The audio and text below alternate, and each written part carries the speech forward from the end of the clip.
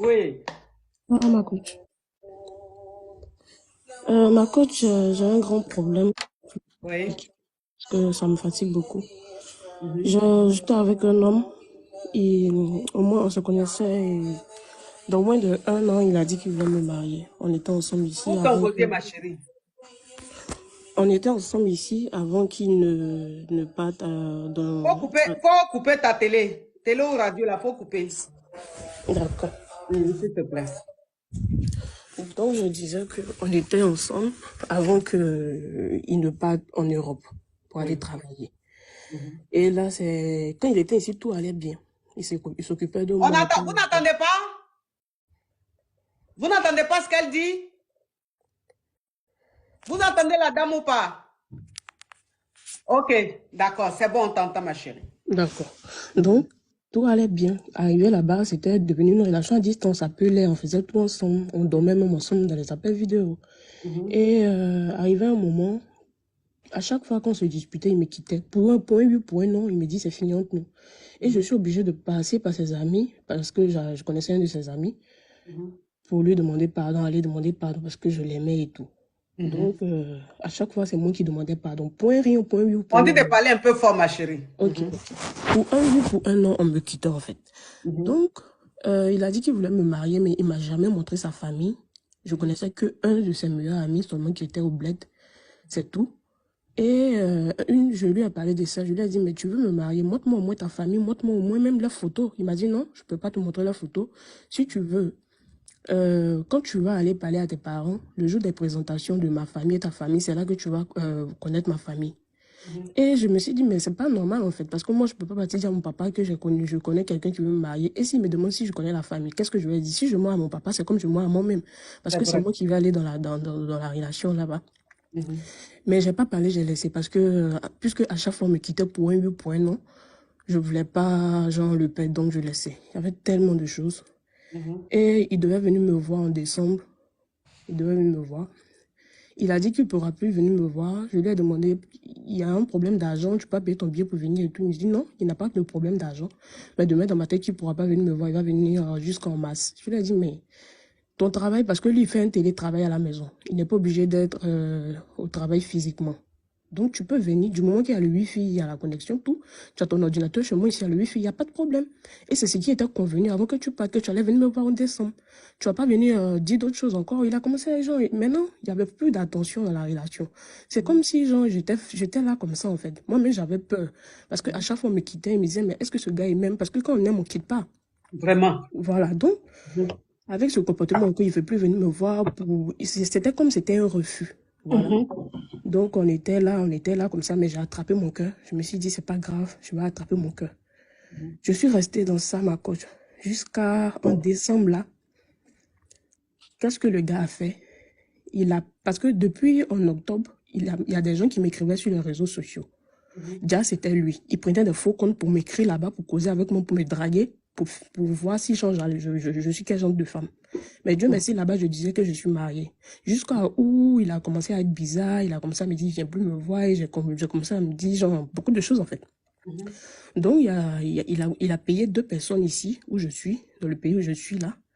Des gens même que je ne connais pas. Parce que souvent, nous, les femmes, on peut te draguer, et puis le gars va plus, genre, t'écrit. Un homme peut Mhm. te draguer dans la rue, et puis bon, un bon matin, il va t'écrire. Donc, il y a un gars qui m'a écrit. Il me dit que, genre, il a pris mon numéro il y a longtemps, mais il était à long voyage. C'est pour ça que, il m'a pas appelé, mais il veut me voir. Donc, vu que mon petit ami a commencé à être bizarre et tout, je me suis dit, bon, il n'y avait plus d'attention, ma coach. Je souffrais, je pleurais la nuit ici, je faisais tellement de choses. Je lui disais toujours de venir, il faut pas. Il me dit que non, du moment que je m'occupe de toi, je t'envoie ton argent, le reste, ça peut attendre. Je dis, mais c'est pas que l'argent, en fait. Si c'est l'argent, mes parents s'occupent de moi. Dans le pays où je suis ici, c'est mes parents qui m'ont envoyé ici, ils payent mes études. L'argent que toi, tu m'envoies, c'est juste pour me compléter. Donc, c'est pas un truc qui, voilà. Mhm. Ah, faut pas dire que du moment que tu t'occupes, le reste, ça peut attendre. Parce que ta manière de parler, c'est pas bien. Donc, comme il y a des gens qui m'ont écrit, on a commencé à discuter. Mhm. Et il y a un qui s'est fait passer par un agent immobilier parce que je voulais déménager. Donc, il y a un qui s'est fait passer pour un agent immobilier qui me dit qu'il donne des maisons et tout et tout. Donc, je lui ai dit de chercher une maison pour moi. Je lui avais même parlé de On ça. est à 2 millions. Bravo la famille, 2 millions. On t'apporte, on va pour 3 millions. Oui. Et je lui avais même parlé de ça. Oh, Soleil est belle. Thank you, thank you, thank you. Thank you, oui. Voilà. Donc, je lui avais parlé de ça, même qu'il y a un gars qui m'a écrit par rapport à une maison et tout. Il m'a dit non, il n'y a pas de problème. Cause avec lui. Déjà, c'est pas un agent immobilier, c'est lui qui a payé un ami ici pour m'écrire. Et dans ça, un jour, dans la causerie, j'ai mis une statue, le gars a commencé à commenter, on a commencé à discuter. Bon, je me sentais à l'aise là-bas parce que je vous ai dit qu'il n'y avait plus d'attention, il n'y avait plus de conversation dans ma relation. Donc, le gars m'a demandé si j'ai quelqu'un dans ma vie, j'ai dit non. Et on a commencé à discuter. Et il y a un autre encore qui m'a écrit, lui il dit qu'il voulait me voir, mais il a pris mon numéro il y a longtemps, il m'a pas écrit parce qu'il était en voyage et tout. Donc, il y a l'autre qui m'a dit qu'il voulait me voir, on est parti. Je suis partie dans le rendez-vous. Le soir, même quand je partais, j'étais en appel vidéo avec mon petit ami. Je lui ai dit, je sors avec mes copines, je vais manger et tout. Il m'a dit, ok, vas-y. Pourtant, il savait très bien où je partais. Je me suis même habillée devant lui et tout et tout. Je me suis pouponnée, je suis allée. Il savait très bien où je partais. Et arrivé là-bas, quand j'ai vu le gars, parce que même si quelqu'un t'a dragué, même si ça fait 10 ans, forcément, il y aura un peu de ressemblance, tu vois. Oui, parce que tu n'es pas une fille facile. Voilà. Donc, tu sais un peu, ouais. Donc, quand j'ai vu le gars, j'ai dit, mais toi, je te connais pas. Tu m'as jamais dragué. Il a dit, non, je t'ai dragué et tout. Bon, je voulais pas trop discuter.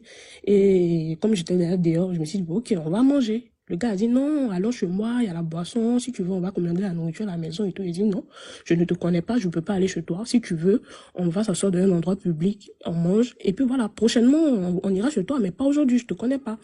Le gars a pris son téléphone, genre, c'est comme, il reste plus là à côté de moi.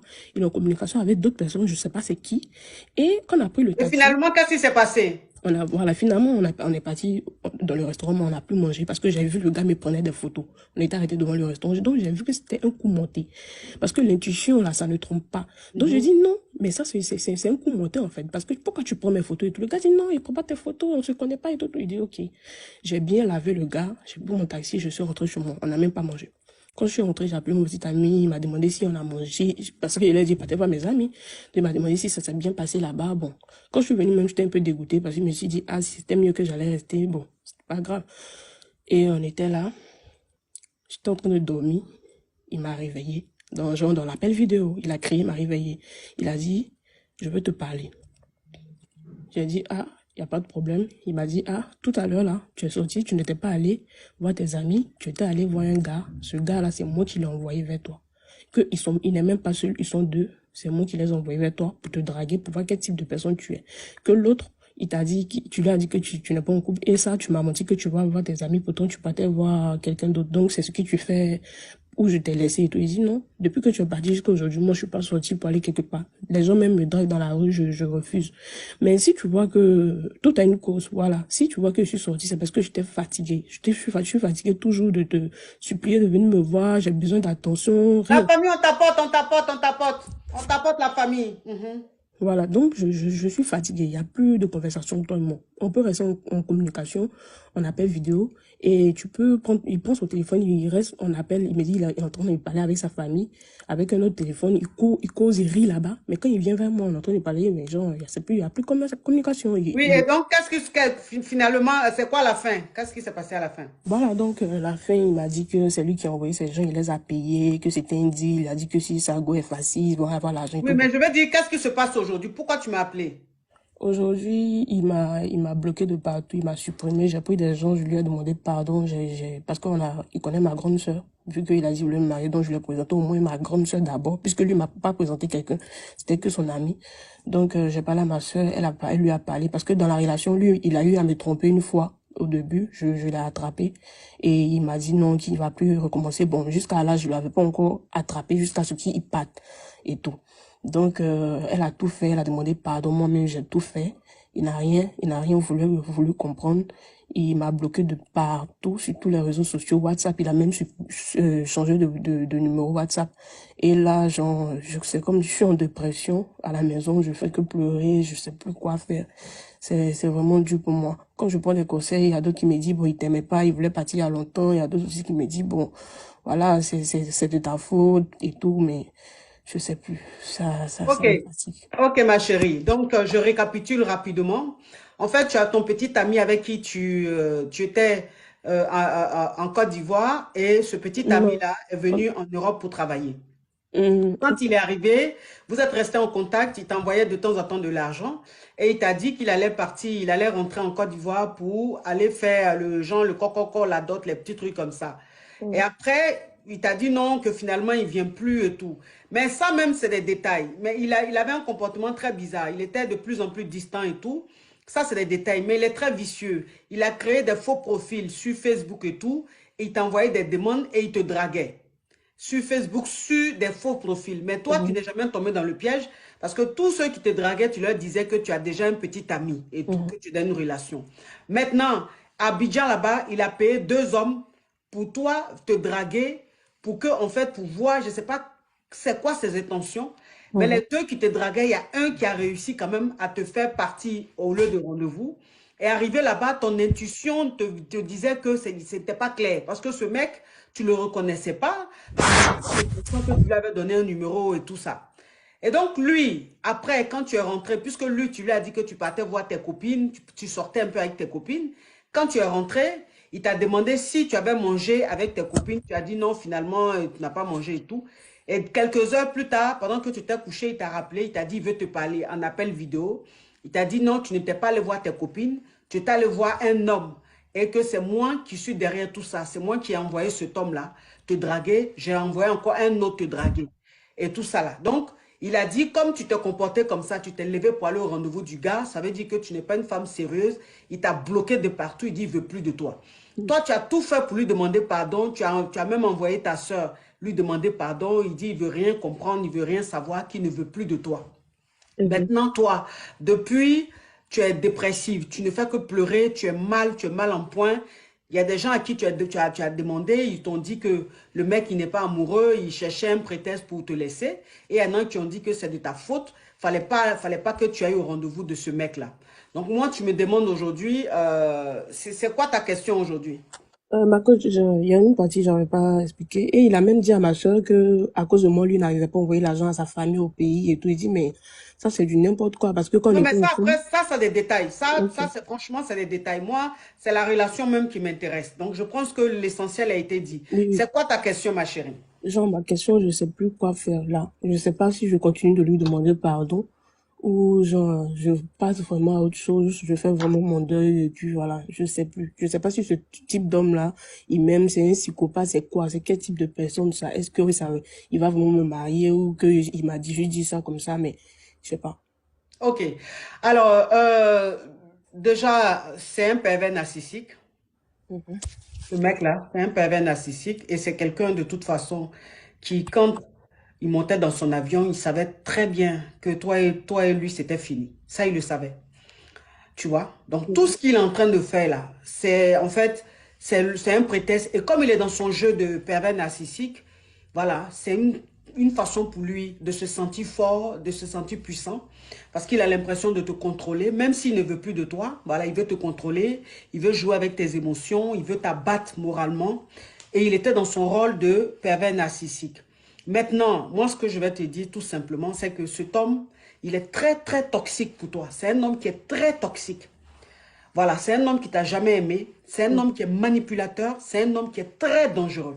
Mhm. Il a un problème avec la femme. Parce que l'attitude qu'il a, c'est l'attitude d'un homme qui n'a pas de respect, qui n'a pas de considération pour une femme.